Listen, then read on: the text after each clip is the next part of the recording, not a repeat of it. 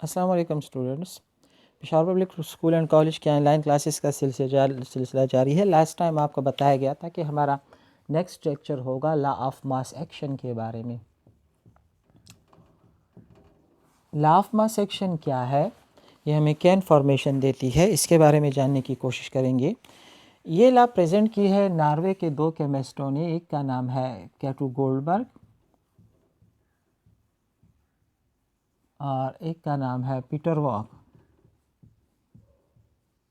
1864 में ये law present की गई, लॉ ऑफ मास एक्शन।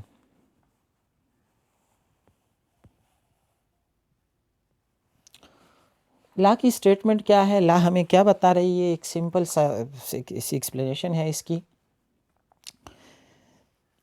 चलिए मैं आपको एक जनरल रिएक्शन लिख के बता रहा हूँ।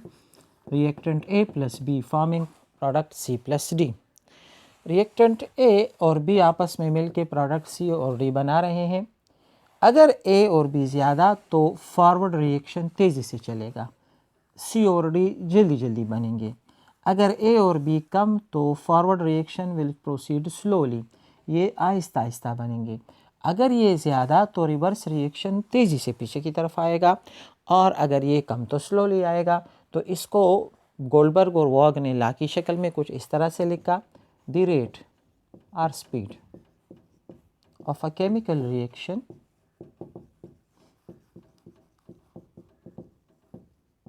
is directly proportional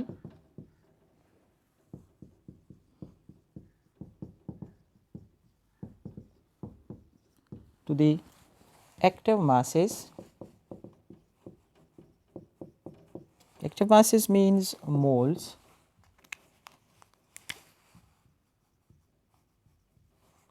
of the reacting substances. मतलब आपको बता दिया गया, that is very very simple. A और बी ज़्यादा तो रेट ऑफ फॉरवर्ड रिएक्शन ज़्यादा, आगे चलेगा तेज़ी से। सी और डी ज़्यादा तो तेज़ी से पीछे की तरफ आएगा। ए और बी के मोल ज़्यादा तो फॉरवर्ड रिएक्शन ज़्यादा, सी और डी के मोल ज़्यादा तो reaction rate of reverse reaction ज़्यादा। रेट ऑफ रिएक्शन स्टार्ट में पहले लेक्चर में आपको समझाया गया कि what is rate of reaction. तो देखिए हम लॉ को कुछ इस तरह से डिराइव करते हैं कि रेट ऑफ फॉरवर्ड रिएक्शन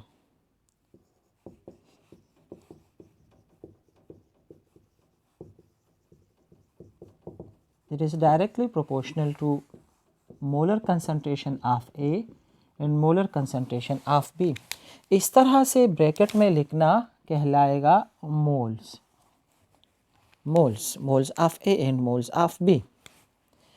हम लिखेंगे शॉर्टली इस तरह, rate of forward reaction RF is equal to, proportionality हटा दी, इक्वल लगाया, साथ लगाया constant KF, moles of A and moles of B। चलो ये हुआ हमारा इक्वेशन नंबर 1। इसी तरह हम लिखते हैं रेट ऑफ रिवर्स रिएक्शन।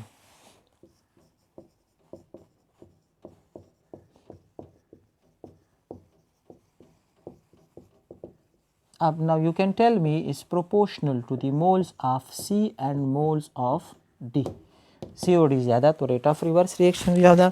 इसी तरह सिंप्लीफाई करके लिखते हैं, इसकी जगह लिख लें RR, rate of reverse reaction is equal to KR, K F लिखा, KR लिखा।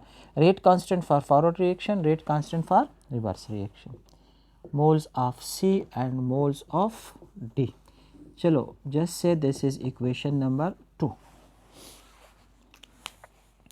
नाउ स्टूडेंट्स आपको बताया गया कि इक्विलिब्रियम की हालत में क्या होगा। इक्विलिब्रियम जब हम डिफाइन कर रहे थे तो हमने पढ़ा था कि it is a state at which the rate of forward reaction becomes equal to the rate of reverse reaction. तो हम इस तरह से लिख सकते हैं, देखिए एट इक्विलिब्रियम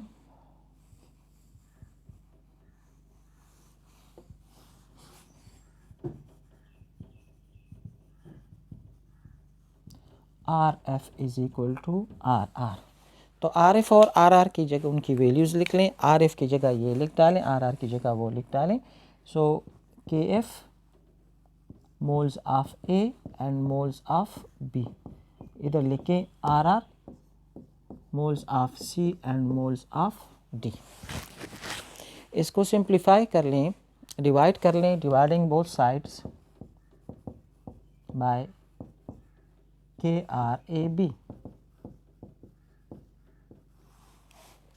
डिवाइड करेंगे तो कुछ इस तरह से हमारे पास कंडीशन बनेगी A B KRCD, so that is KRAB, that is KRAB।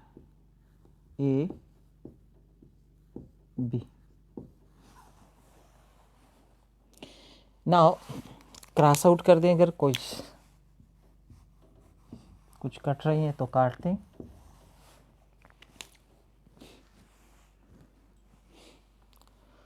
Okay students, follow कर लें। यहाँ से मैं ऊपर कुछ लिख देता हूँ ताकि आपको समझ आए आसानी से इन चीज़ों की। हम डेरिवेशन कर रहे हैं लॉ ऑफ मास एक्शन की, पहुँचे यहाँ तक कि डिवीज़न की बाय KRAB।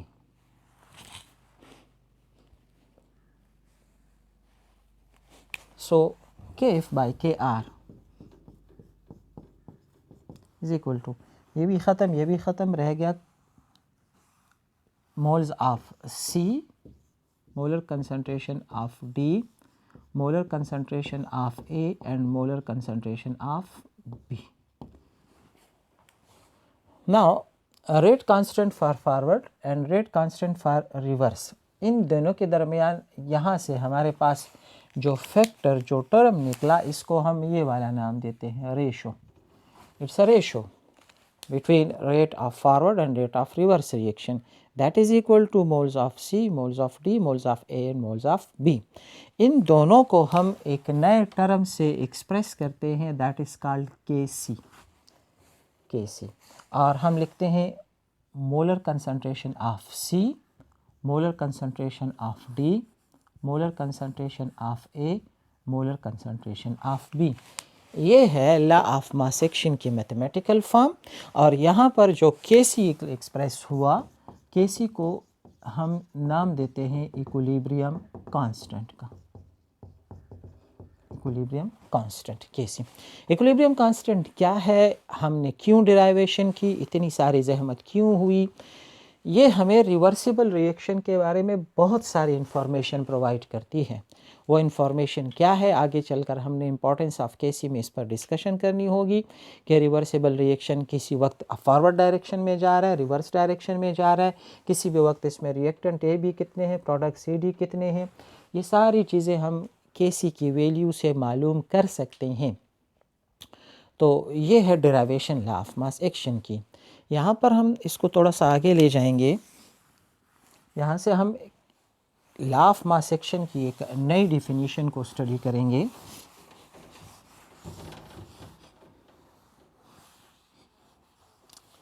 देखिए स्टूडेंट्स, हम इसको अगर देखें तो एक है हमारे पास केमिस्ट्री वाला प्रोडक्ट, रिएक्टेंट और प्रोडक्ट, दूसरा है हमारे पास मैथ वाला प्रोडक्ट, जिसको हम इस तरह से लिखते हैं मल्टीप्लाई।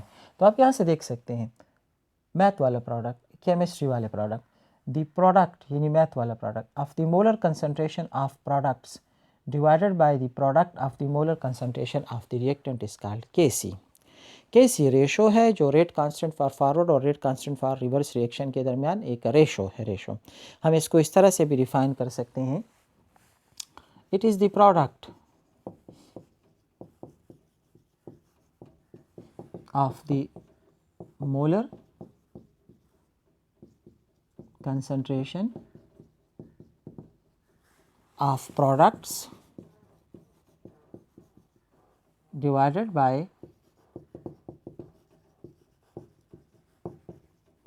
product, math वाला product of the molar concentration of reactants। तो अब इसमें कोई समझने वाली बड़ी बात तो है नहीं। देखिए, product of the molar concentration of the product divided by the product of the molar concentration of the reactant, इसको बोलते हैं KC। इस तरह से भी हम इसको डिफाइन कर सकते हैं KC को।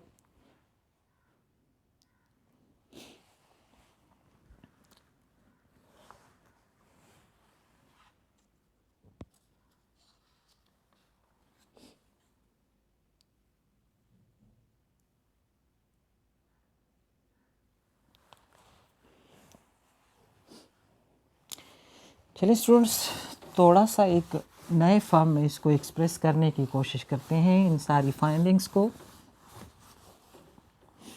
मैं एक और जनरल सा रिएक्शन आपके सामने लिख रहा हूँ जिसमें हम रिएक्टेंट के साथ कोएफिशिएंट को मेंशन कर लेते हैं। ये है हमारे पास रिएक्टेंट एंड प्रोडक्ट। यहाँ पर मैंने इसके साथ लिखा ए, यहाँ पे बी, यहाँ पे सी, यहाँ पे डी। नाउ अगर इसको हमने केसी के एक्सप्रेशन में एक्सप्रेस करना होगा सॉरी, तो हमारी कुछ एक्सप्रेशन यूँ बनेगी के सी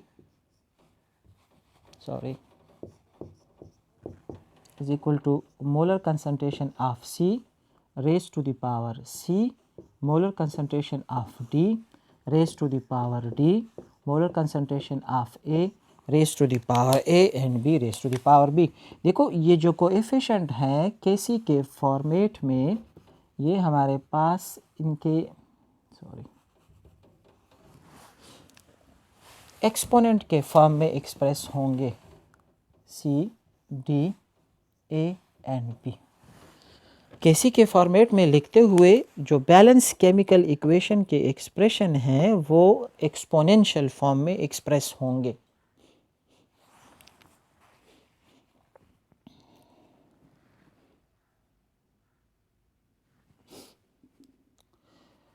देखो इस डेफिनेशन को, it is the product of the molar concentration of product divided by the product of the molar concentration of reactants. इसको हम थोड़ा सा आगे ले जा सकते हैं और हम उसमें एडिशन इस तरह से कर सकते हैं, each raise to the power of coefficient present in balanced chemical equation।